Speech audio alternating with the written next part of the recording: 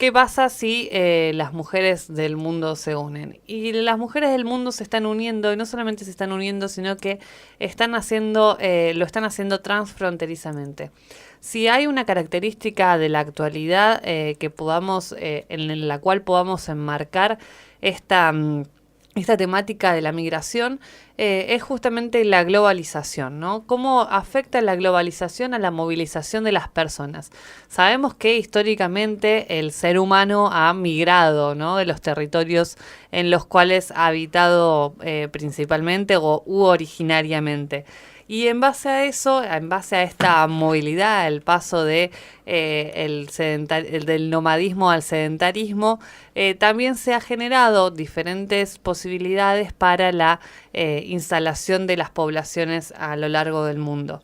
En Argentina esto no ha sido una cuestión ajena, y podemos, si queremos pensar en las grandes olas migratorias a nuestro país, lo podemos hacer quizás más significativamente a principios del siglo XX, donde se reconoce que esta gran ola migratoria, principalmente europea, hacia todo lo que es América, y donde las mujeres también tomaron un rol y un espacio preponderante. En la actualidad sabemos que la globalización implica la posibilidad de traspaso de las fronteras, no solamente de las personas, sino también de los capitales. Uh-huh. Y es mucho más fácil que migre un capital de un país hacia otro a que migren personas, ¿no? ¿Cómo se le ponen las fronteras fuertemente a las personas y no así a los capitales y al movimiento monetario internacional, ¿no? Esto es algo bien interesante para pensar porque muchas veces estamos más dispuestas a recibir capitales internacionales que personas de otros países. Uh-huh. Esto ha sucedido a lo largo de la historia argentina y tenemos que decir que la particularidad que asume el día de hoy, la xenofobia no es algo nuevo, sino que es la primera vez en la historia quizás de las migraciones en la que la migración se ve como un problema. Estamos atentas y atentos a las migraciones, o las personas están atentos porque se cree en esta cuestión de que los extranjeros y las extranjeras vienen a quitarnos nuestros puestos de trabajo. Y esta falacia es reconocida a lo largo de la historia argentina. Se dice estoy pensando en el libro de Mujeres en la Sociedad Argentina, una historia de 5 siglos de la queridísima Dora Barrancos, donde ella muestra cómo en 1914, en este primer censo nacional que se da respecto al mercado laboral en el siglo XX, se muestra cuál es la diferencia que existe entre migrantes, trabajadoras migrantes, uh-huh, y trabajadoras argentinas u originarias o locales, ¿no? Y en este sentido se establece que hay diferentes ámbitos en los cuales a principios del siglo XX se han establecido principalmente las mujeres migrantes. En este sentido, ella destaca de que hay muchos ámbitos, como por ejemplo el de la industria textil, en el de la industria del servicio, y principalmente en lo que tiene que ver con las mujeres profesionales. Cuando recuperamos la figura de, por ejemplo, Alicia Moreau, que nació en Gran Bretaña, Julieta Lanteri, que era italiana, hablamos de mujeres que se habían formado en sus países de orígenes como médicas y que vinieron a Argentina y que terminaron de profesionalizarse. Entonces, en actividades como la medicina o actividades de cuidado, las extranjeras eran principalmente quienes daban estos servicios, ¿no? La obstetricia, las parteras, eran principalmente extranjeras. Estoy buscando quizás algunas cifras, por ejemplo, en el caso de las mujeres que trabajaban en la industria, la mayor cantidad eran argentinas, que eran el 15% contra 13 de extranjeras. La situación de cigarreras, fosforeras, hilanderas y tejedoras, cuyo número superaba a las nativas, un promedio de 25%. Las alpargateras y otras trabajadoras en el ramo de la producción de zapatillas componían un grupo en donde las migrantes constituían cerca del 52%. Las extranjeras sobresalían en la especialidad de sastres. Su número alcanzaba en Buenos Aires, según el censo de 1914, la cifra de 420, mientras que sus pares argentinas apenas llegaban a 36, ¿no? Entonces, no solamente tenemos que pensar en lo que sucede en la actualidad respecto a las migraciones y la posibilidad de migrar siendo Argentina también, y profesional o no, a otros lugares del mundo, sino que esto es una cuestión que sucede históricamente. Una de las cosas que se reconoce en la actualidad es la posibilidad de migrar y las características que las migraciones actuales tienen. Así se encuentra un estudio que realizan Stephen Kastel y Mark Miller en 1998 que llaman a la época actual la era de la migración. Y dice que esta era se caracteriza por la globalización, se observa un mayor número de países afectados por movimientos migratorios, la aceleración, es decir, que se genera mayor cantidad de migrantes, su diferenciación, los migrantes que se mueven hacia un país pertenecen a una variedad de etnias, de clases y de género, su politización, es decir, que las políticas domésticas, las relaciones bilaterales y regionales y las políticas de seguridad nacional de los estados están siendo cada vez más afectadas por las migraciones internacionales. Y por último, reconocen como una cuestión particular la feminización de la migración. Y acá es el tema que nos interesa destacar, justamente por lo que implica la feminización de la migración.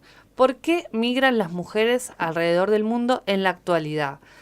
Quizás la principal causa que se puede llegar a reconocer como naturalmente, por así decirlo, tiene que ver con la cuestión económica. Ahora, ¿cómo migran las mujeres por cuestiones económicas o por cuestiones laborales principalmente? ¿Lo hacen solas? ¿Lo hacen acompañadas? ¿Con familias enteras? ¿Por qué antes no se reconocía la posibilidad de migrar de las mujeres? Y en este sentido, una de las características que se reconoce en la actualidad tiene que ver con la posibilidad de reconocer a las mujeres como sujetas activas en la migración, no solamente como dependientes. A mediados del 1900, lo que sucedía era que las mujeres acompañaban una migración previa de los varones. Y en la actualidad se reconoce que esto ya no es tan así, sino que las mujeres son primero las que migran y que luego, en algún caso que sean jefas de familia, las acompañan el resto de la familia. Entonces pasa a tener un rol activo la mujer migrante frente al rol pasivo que se creía que tenía a principios y a mediados de 1900. Entonces, se generan además redes de mujeres migrantes, redes de acompañamiento, porque sabemos que las condiciones de migración, del traspaso de las fronteras, no siempre o mayormente es hostil, cuanto más vulnerable es la persona. Para niños, niñas y mujeres, la posibilidad de migrar se complejiza aún más. Para esto existen las leyes internacionales, no solamente de la Organización Internacional de la Migración, sino también de ACNUR para el refugio, ¿no? El Alto Comisionado de Naciones Unidas para el Refugio, y particularmente las leyes migratorias que cada vez van modificándose más para cerrar las fronteras en cuestiones restrictivas hacia la migración, como lo fue el decreto del 2017, un decreto bastante polémico con respecto a los derechos que se modifican en la Ley Nacional de Migración, que es la 25871. Vamos a escuchar un pequeño spot que se realiza en el marco del reconocimiento de los derechos de las poblaciones migrantes. Las mujeres migrantes cruzan fronteras, Cruzan fronteras para cumplir sueños, encarar nuevos proyectos y mejorar sus vidas. También cruzan fronteras cada vez que superan los obstáculos que se encuentran en el camino para ejercer sus derechos.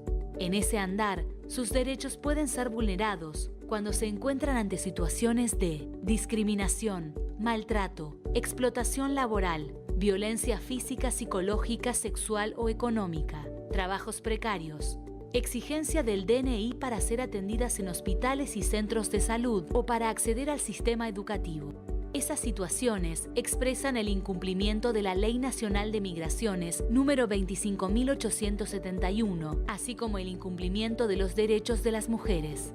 Para superar esas barreras es importante conocer tus derechos, denunciar las situaciones en las que no son respetados, participar en la lucha por una vida libre de discriminaciones y violencias. Ya sabes cómo cruzar fronteras. En Argentina, las mujeres migrantes tienen derechos, conozcámoslos y hagámoslos valer. Y recordá que ante situaciones de discriminación o vulneración de derechos, las personas migrantes pueden hacer la denuncia, sea cual sea su situación migratoria y tengan o no el DNI. Para recibir asesoramiento y apoyo en situaciones de violencia de género, comunícate con la línea Mujer al 0800-666-8537. Para hacer la denuncia, acércate a la Oficina de Violencia Doméstica de la Corte Suprema de la Nación.